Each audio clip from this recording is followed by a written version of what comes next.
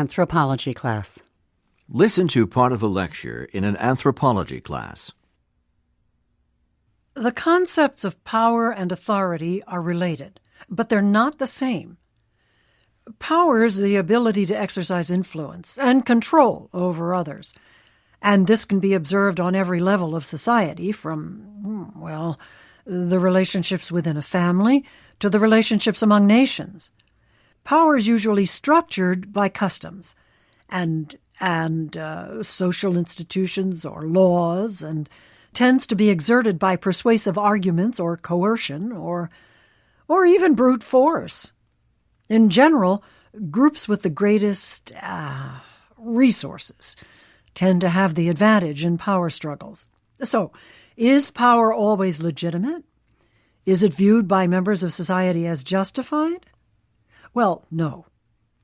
Power can be realized by individuals or groups, even when it involves the resistance of others, as long as they're in a position to impose their will.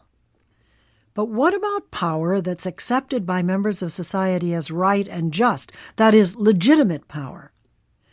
Now we're talking about authority, and that's what I want to focus on today. Okay. When individuals or institutions possess authority, they have a recognized and established right to determine policies with the acceptance of those over whom they exercise control. Max Weber, the German classical sociologist, proposed 3 types of authority in society: traditional, charismatic, and rational or legal authority. In all 3 types, he acknowledged the right of those in positions of power to lead, with the consent of the governed. So, how did Weber differentiate among the 3 types of authority? Well, he divided them according to how the right to lead and the duty to follow are interpreted. In traditional authority, power resides in customs and conventions that provide certain people or groups with legitimate power in their societies, often their origins found in sacred traditions. The example that most often comes to mind is a monarchy in which kings or queens rule by birthright, not because of any particular quality of leadership or political election, just because they have a claim to authority based on traditional acceptance of their position, and in some cases their unique relationship with and responsibility in religious practices. The royal families in Europe or the emperors in Asia come to mind as examples of traditional authority. Okay, this contrasts sharply with charismatic authority, which is derived because of personal attributes that inspire admiration, loyalty, and even devotion. Leaders who exercise this type of authority may be the founders of religious movements or political parties, but it's not their traditional right to lead. What's important here is that their followers are mobilized more by the force of the leader's personality than by the tradition or the law. So, when we think of charismatic leaders in the United States, perhaps John Kennedy would be an example, because he was able to project a youthful and energetic image that people were proud to identify with.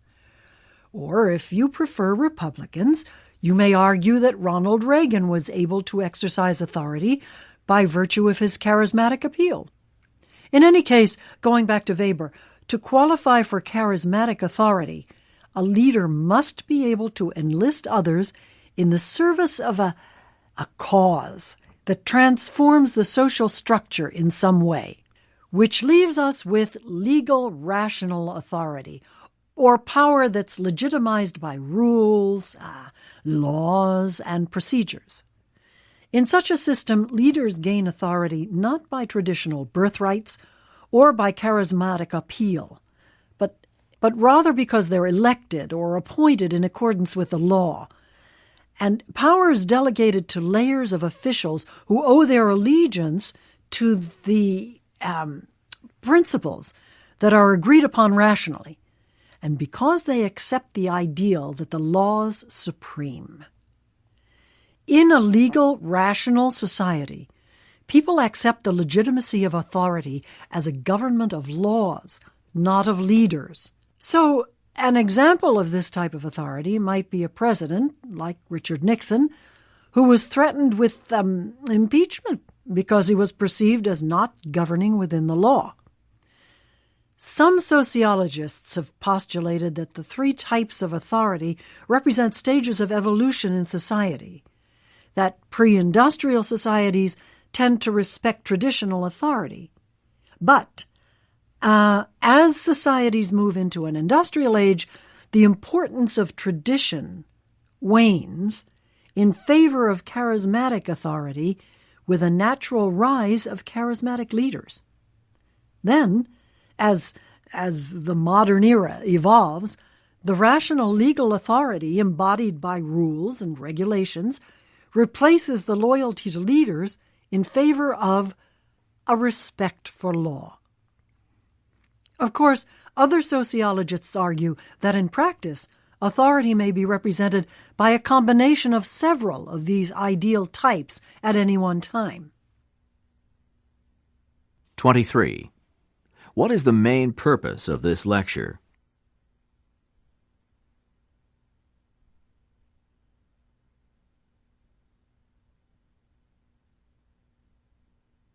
(24) Why does the professor mention Kennedy and Reagan?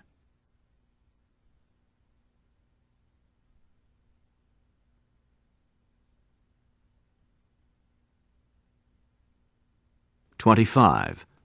According to the professor, what two factors are associated with charismatic authority?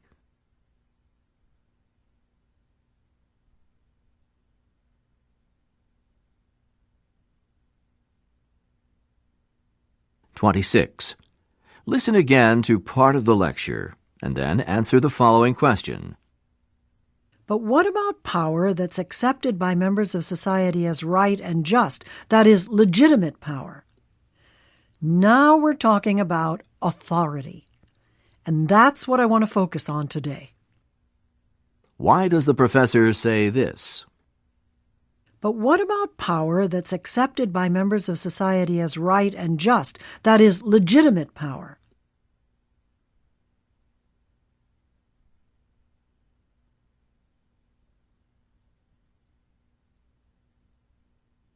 (27) In an evolutionary model, how is rational legal authority viewed?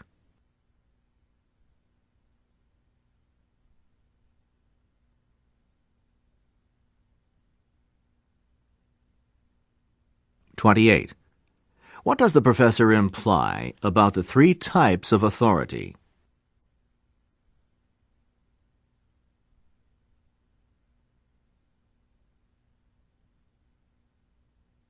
Listening 7, Library. Listen to part of a conversation between a student and a librarian. Hi, how can I help you? Hi, I'm looking for some material on reserve for Business 210. Okay. Well, who's the professor? You see, we keep the files under the professor's name because there are a couple of sections, and the requirements are a little different. Oh, okay. It's, Dr. Parsons. Parsons? I don't see any books. I think it's a DVD. Oh, yes, here it is. Oh, wait, actually, there are two of them. But that's all right. Now, all I need's your student ID. No problem. There you go. Now, these will be due back at the desk in 2 hours. 2 hours?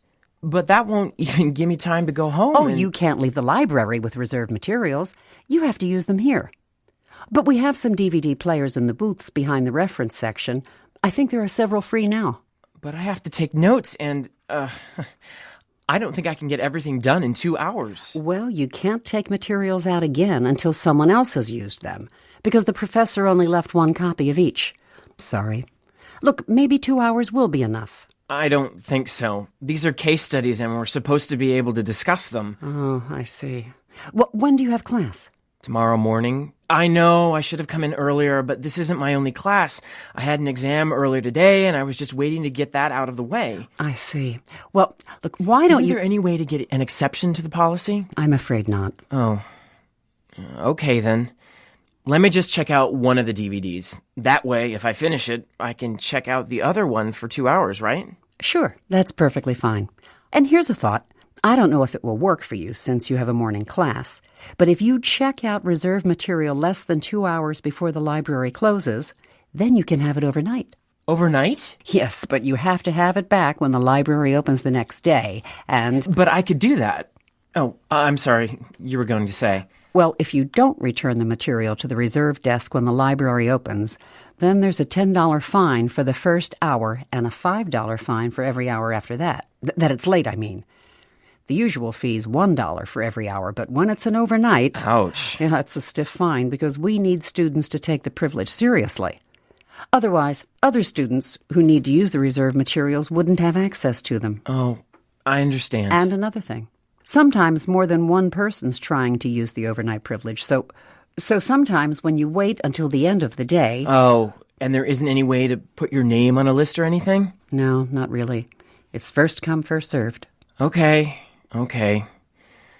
Then I think I'll go ahead and take the one DVD out now because I can still try to get the second one tonight, overnight. Can't I? Sure. I'll tell you what. Come back a little before 9. Okay. Will you be here? I mean, I'd rather come back to you. I'll be here until the library closes. Well then. Do you still want to take out one of the DVDs? Yeah, I might as well get one of them out of the way so I'll only have one left to watch. Oh, wait a minute. Your ID. Oh, I'm sorry. I thought I showed it to you. You did, but I need to keep it here at the desk until you return the materials. 35. What does the man need from the librarian?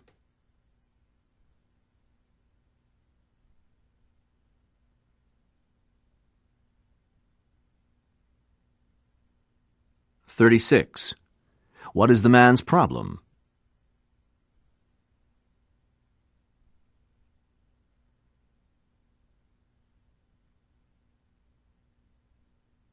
37. Listen again to part of a conversation, and then answer the following question. I don't know if it will work for you since you have a morning class, but if you check out reserve material less than 2 hours before the library closes, then you can have it overnight. Overnight? What does the man feel when he says this? Overnight?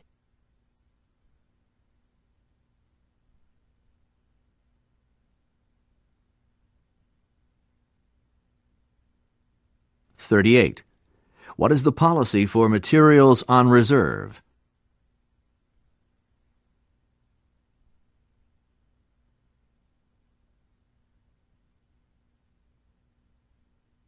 39. What does the librarian imply when she tells the man to return at 9 o'clock?